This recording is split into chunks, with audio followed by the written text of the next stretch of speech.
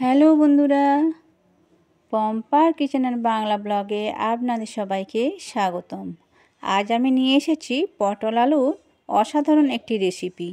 তো পটল আলুর রেসিপিটি বানাবার জন্য আমি কি উপকরণ ব্যবহার করছি সবটাই আপনাদের সাথে শেয়ার করছি। দেখতে থাকুন বন্ধুরা। ভিডিওটা ভালো লাগলে অবশ্যই কিন্তু লাইক কমেন্ট শেয়ার দিয়ে আমার পাশে থাকবেন। পটল আলুর রেসিপি বানানোর জন্য আমি এখানে নিয়েছিলাম 250 গ্রাম পটল, আর পটলটা মাঝামাঝিভাবে চেড়ে দুফালি করে নিয়েছিলাম। তো তারপর আমি তেল দিয়ে এটা ভেজে নিলাম। আর এখন ভেজে নিচ্ছি আলুগুলো সাধারণত ডিম যেরকমভাবে ডুমো ডুমো করেই ভাজাই কাটা হয়, তো সেইভাবেই কেটে আমি কিন্তু এখন আলুগুলো ভেজে নিচ্ছি। আর এই পটল আলুর তরকারি করার জন্য যে আমি কি মশলা ব্যবহার করছি সবটাই আপনাদের সাথে শেয়ার করব। পুরো অনুষ্ঠান বাড়ির মতো এই পটল আলুর রেসিপি বানাচ্ছি। আর খেতেও যতটা সুন্দর হয়েছিল, দেখতেও কিন্তু ততটাই অসাধারণ হয়েছিল। তো বন্ধুরা দেখুন, আমার আলুগুলো কিন্তু একটু লাল লাল করে আমি এখন ভেজে নিলাম। আলুটা ভেজে নিয়ে তুলে নিলাম। তারপর কড়ার মধ্যে দিয়ে দিলাম 2 চামচ তেল। তারপর তেলটা দিয়ে কড়াটায় ভালো করে এধার ওধার নাড়ানাড়ি করলাম। একটা দিয়ে দিলাম তেজপাতা আর দিয়ে দিলাম দারুচিনি। এখানে ফোড়ন বলতে কিন্তু আমি দিয়েছি শুধু তেজপাতা আর দারুচিনি। তো দেখুন, এরপরে আমি এখানে ব্যবহার করব যে সমস্ত মশলা, সেগুলো সবটাই আপনাদের সাথে একটার পর একটা দেখিয়ে দেব। তো দেখুন, এইভাবে পটল আপনারা যদি একবার বানিয়ে খান, আমি বলছি আপনাদের অবশ্যই দেখবেন ভালো লাগবে। আর খেতে কিন্তু সত্যি অসাধারণ হয়েছিল।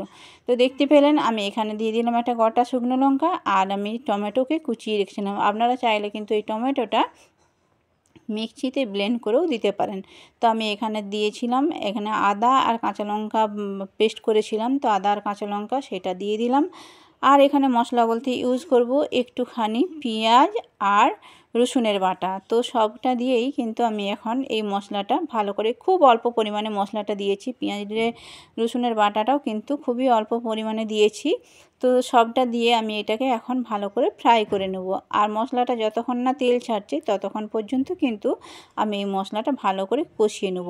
টমেটোটার থেকেও কিন্তু ভালো রকম একটা রং বেরিয়ে আসবে, আর এখানেতে মশলার থেকেও তেল ছেড়ে আসবে। আমি কিন্তু খুব অল্প তেলেই এই রান্নাটা করলাম, কিন্তু এই পটল আলুর রেসিপিটা সত্যি কিন্তু খুবই অসাধারণ হয়েছিল। আপনারা চাইলে একবার বানিয়ে দেখতে পারেন, বাড়ির সমস্ত লোক খেয়ে নাম করবে।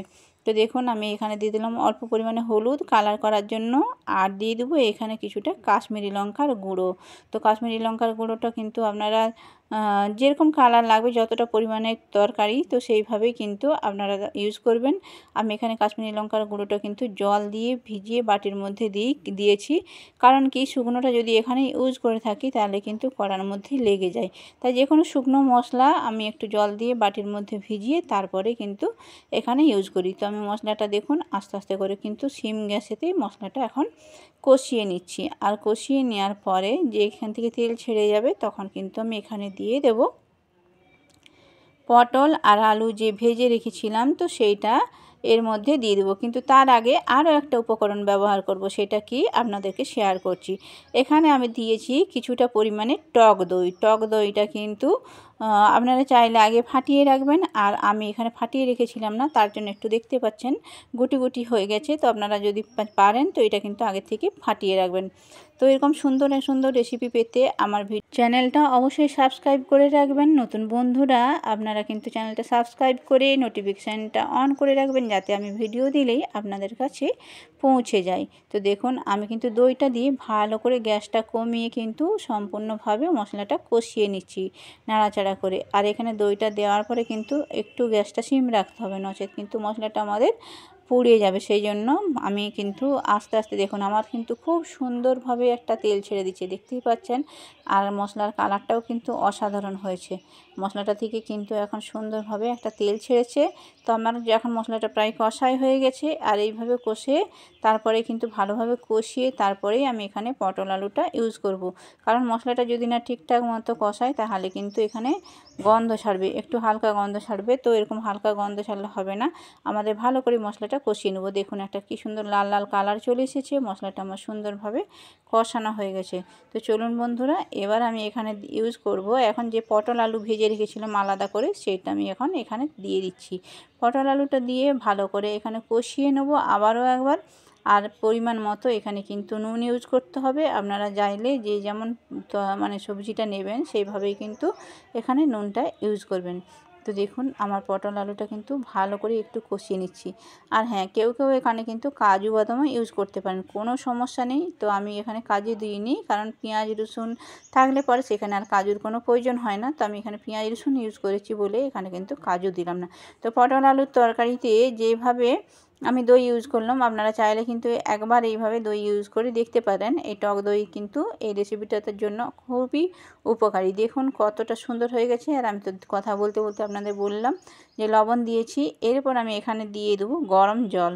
তো গরম জল আমি যে কোনো সবজি বানাবার আগেই কিন্তু গরম জলটা বানিয়ে রাখি। আর বানিয়ে গরম জল দিলে যে কোনো সবজিতে কিন্তু টেস্টটা খুব সুন্দর হয়। জলের পরিমাণ কিন্তু খুব একটা বেশি দেব না, অল্পই দেব।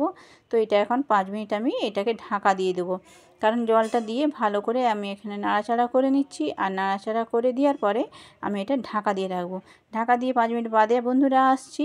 আর এই দেখুন আমার কতটা সুন্দর একটা কালার এসেছে, আর সবজিটা প্রায় তৈরি হয়ে গেছে। তারপরেও কিন্তু আমি এটা দেখলাম আলুটা একটু সেদ্ধ হতে বাকি আছে। তো আমি আলুটার জন্য আমি আবারও একবার একটুখানি ঢাকা দিয়ে দিয়েছিলাম। তো ঢাকা দেওয়ার পরে আমি আপনাদেরকে আবারও দেখাচ্ছি। আর আমার তরকারি দেখুন কিন্তু দেখতে সত্যিই অসাধারণ হয়েছে। দেখতে পাচ্ছেন, দেখতে কিন্তু কতটা সুন্দর হয়েছে। আমি এটা যখন ঢাকা দিয়ে আবারও খুলছি তখন দেখুন পুরো একদম পুরোপুরিভাবে পারফেক্টভাবে পটল আলু রেসিপি আজ একদমই রেডি। গরম গরম ভাতে এইভাবে পটল আলু রেসিপি পরিবেশন করলে অবশ্যই দেখবেন আপনার বাড়ির লোকরা খেয়ে নাম করবে। একবার এইভাবে বানিয়ে দেখবেন। তো চলুন বন্ধুরা, আজকের ভিডিও কেমন লাগলো অবশ্যই কিন্তু কমেন্টে জানাবেন। আর দেখুন আমার কিন্তু পটল আলুগুলো আপনাদের কেটেই দেখিয়ে দিলাম যে কতটা সেদ্ধ হয়েছে। তো দেখুন আমার সুন্দরভাবে একটা রেসিপি তৈরি। তো আমি এটা এখন তুলে নেব। আর চাইলে আপনারা কিন্তু এখানে একটুখানি গরম মশলা ইউজ করতে পারেন। তো আমার কাছে এখন গরম মশলা ছিল না, তার জন্য আমি গরম মশলা এখানে দিলাম না। আমি এখন এটাকে তুলে নিচ্ছি বাটির মধ্যে। আর দেখুন আমি আস্তে আস্তে করে এটা তুলে নিচ্ছি। তো কেউ চাইলে এখানে কিন্তু ক্যারি পাতাও ইউজ করতে পারেন, কোনো সমস্যা নেই। ক্যারি পাতা দিলেও কিন্তু একটা আলাদা স্মেল বেরিয়ে আসে। ক্যারি পাতার গন্ধটা কিন্তু আমার খুব একটা ভালো লাগে না, সেই কারণে আমি কোনো তরকারিতেই ক্যারি পাতা ইউজ করি না। তো বন্ধুরা আজকের মতো এখানে ভিডিও সমাপ্ত করলাম। কেমন লাগলো অবশ্যই কমেন্ট করে জানাবেন। কাল আবার একটা নতুন ভিডিও নিয়ে আসবো। ততক্ষণ আপনারা সুস্থ থাকবেন, ভালো থাকবেন। সবাইকে টাটা।